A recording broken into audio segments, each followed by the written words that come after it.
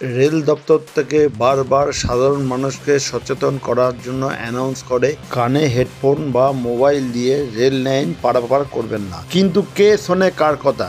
এক গৃহবধূ কানে মোবাইল নিয়ে কথা বলতে বলতে রেল লাইন পারাপার হয়। তখন হঠাৎ একটি ট্রেন এসে তাকে ধাক্কা মারলে সে সঙ্গে সঙ্গে লাইনের পাড়ে পড়ে যায়। এমনই ঘটনা ঘটেছে সোনারপুর স্টেশনের কাছে গণশক্তি মোড় এলাকায়। স্থানীয় পরিবারের সূত্রে খবর, স্কুলে ছেলেকে দিয়ে আসার সময় এমন ঘটনা ঘটে। স্থানীয় বাসিন্দা ও সোনারপুরের জিআরপি প্রথমে সোনারপুর গ্রামীণ হাসপাতালে নিয়ে যায়, সেখান থেকে বারুইপুর মহকুমা হাসপাতালে নিয়ে আসে। বারুইপুর মহকুমা হাসপাতালে চিকিৎসক দেখার পর তার অবস্থার অবনতি হয়। কলকাতা সরকারি হাসপাতালে তাকে স্থানান্তরিত করে।